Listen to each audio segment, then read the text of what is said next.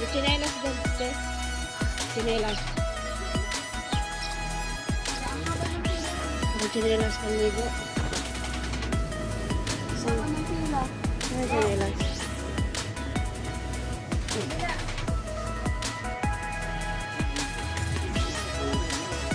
Sarap.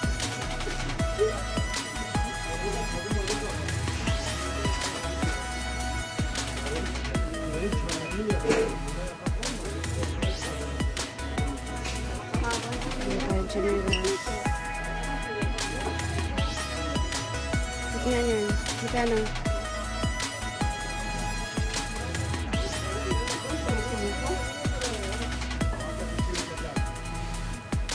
Hindi mo na ako sinilas. Hindi ako sinilas. Kalimut ako. Gusto ko tanggalin.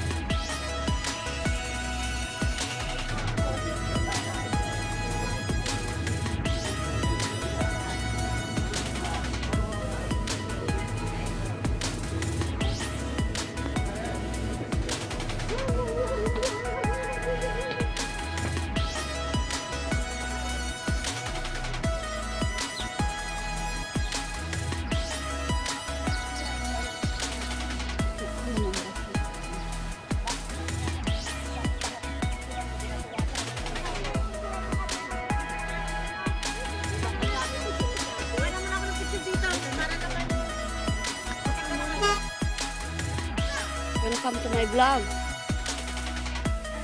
Meet namin ngayong araw nito. Dito kami sa Mount Gilboa. Dito yung mga na-aksidente yung nahulog na Pilipino. Nahulog sa bangin. Kawawa naman siya sa malayat na ang kaluluwa.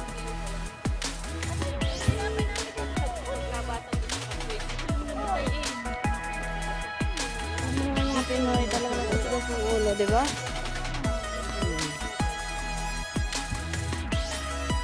Ay, kukunin niyo na ito.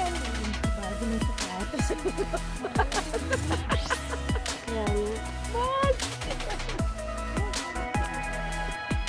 Mahuli kami sa aming thrifting. Mount Gilboa.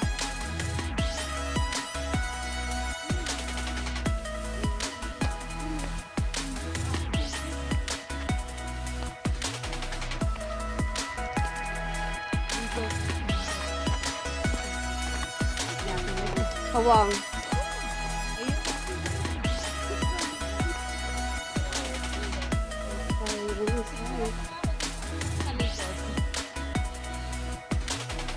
Against the light.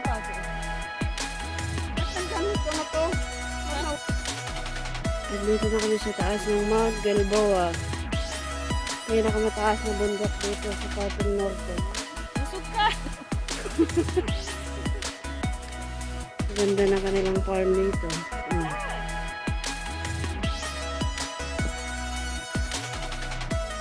Ayan. May history itong Mount Gilboa. Pakinggan nyo na lang guys.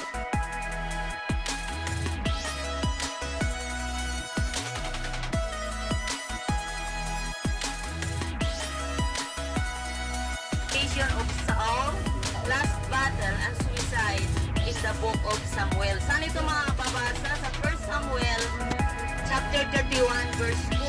Babasahin ko po, itong lugar na pupuntahan natin.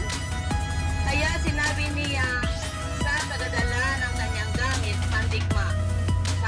Si Saul dito ang nagsasalita. Sasaksakin mo na ako upang hindi na ako abutang buhay ng mga paganong iyan at paglaruan pa nila.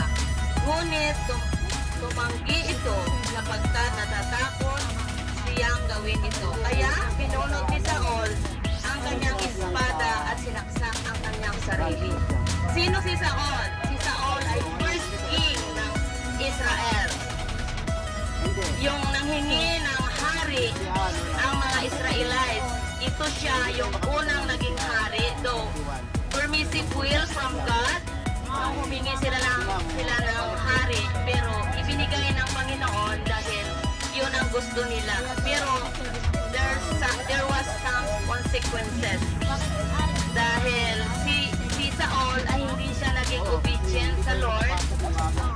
Marami siyang nagawang pag-disobey sa Panginoon, sa Diyos ng Israel. Kaya pinalitan siya. Nawala yung glory ng God, nawala yung anointing from him as a king. At pinalitan siya ni David. At though si David ay he was anointed by God, pero hindi pa rin siya makaupo sa throne dahil ayaw pang bumaba ni King Saul. At ito nga, hinahabol-habol niya si David dahil gusto niyang patayin.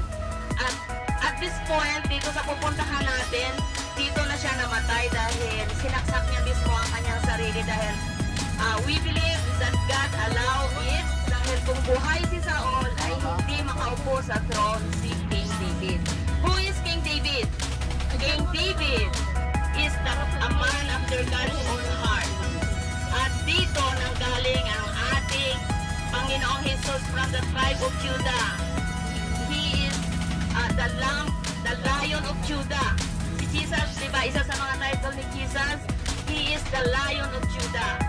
Dahil nanggaling siya sa tribe of Judah, na nanggaling siya sa pambayanan ni David. Amen? So, dito, masasabi, it's my first time also, it's the privilege. God bless the Brian G. Tour and the team for having this trip. We believe na halos every week.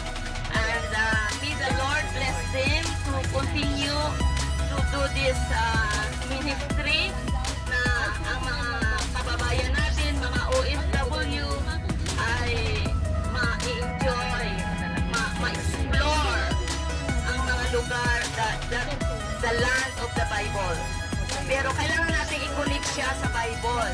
Kaya ito yung pupuntahan natin dito, namatay si King Saul, the first king of Israel. So yun lang siguro, enjoy the place.